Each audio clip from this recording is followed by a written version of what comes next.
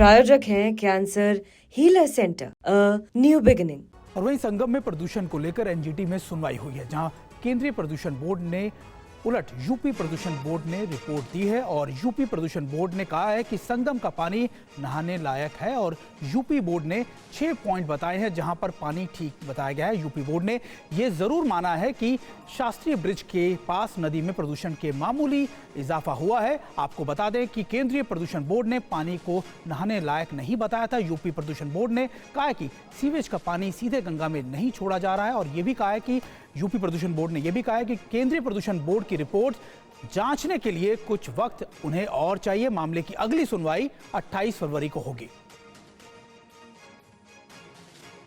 तो देखिए, ये इस वक्त की एक अहम खबर आपको बता रहे हैं किस तरह से यूपी प्रदूषण बोर्ड और केंद्रीय प्रदूषण बोर्ड का अलग अलग रुख इस मामले में नजर आया है।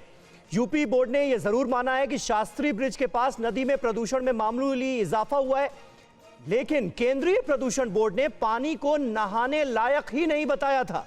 और यहां पर यूपी प्रदूषण बोर्ड का रुख अलग नजर आ रहा है। पीयूष पांडे हमारे संवाददाता इस वक्त हमारे साथ मौजूद हैं। एनजीटी में एक तरफ सुनवाई चल रही है और पोल्यूशन कंट्रोल बोर्ड राज्य का कुछ कह रहा है, केंद्र का कुछ कह रहा है। पीयूष, जरा बताइए कि पूरी खबर है क्या, इसके मायने क्या है? बिल्कुल समीर, देखिए दोनों रिपोर्ट एक दूसरे से बिल्कुल विपरीत हैं, विरोधाभासी हैं। चूंकि इस मामले में एनजीटी की ओर से जब आदेश दिया गया था दोनों ही बोर्ड को रिपोर्ट पेश करने के लिए, तो सबसे पहले केंद्रीय प्रदूषण नियंत्रण बोर्ड की तरफ से रिपोर्ट पेश कर दी गई और इसी दौरान यूपी प्रदूषण नियंत्रण बोर्ड की तरफ से भी आज जो रिपोर्ट पेश की गई वो केंद्रीय प्रदूषण बोर्ड से बिल्कुल अलग है। और जहां केंद्रीय प्रदूषण बोर्ड ये कह रहा है कि पानी नहाने योग्य नहीं है, वहां स्नान नहीं किया जा सकता, वहीं जो यूपी प्रदूषण नियंत्रण बोर्ड है वो ये साफ कर रहा है कि रोजाना वहां पर देखरेख की जाती है, हफ्ते में 2 बार रिपोर्ट तैयार की जाती है और जो पानी है वो नहाने योग्य है। हालांकि उन्होंने एक जगह पर जो शास्त्री ब्रिज है उसके पास में जो पानी की क्वालिटी है उसकी गुणवत्ता पर कहीं ना कहीं केंद्रीय प्रदूषण नियंत्रण बोर्ड से सहमति जताई है।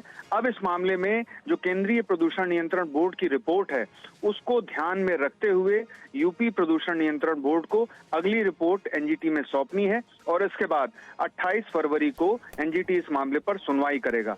एनजीटी ने इस मामले पर यूपी बोर्ड की रिपोर्ट से असंतोष जताया है और ये कहा है कि अगर 2 बोर्ड ही अलग अलग एक मत नहीं होंगे, अलग अलग राय होगी, तो आखिर सत्य कैसे सामने आएगा।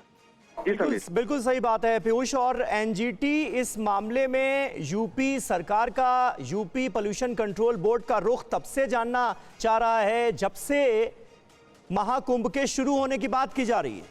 महाकुंभ के शुरू होने से कई महीनों पहले से यह मामला चल रहा है, लेकिन देखिए अभी तक ये क्लियर नहीं हो पाया है कि महाकुंभ में, संगम में पानी स्नान करने लायक है या नहीं। अब सेंट्रल पोल्यूशन कंट्रोल बोर्ड और यूपी पोल्यूशन कंट्रोल बोर्ड दोनों का अलग अलग रुख इस मामले में सामने आ रहा है। प्रायोजक हैं cancer healer centre, a new beginning.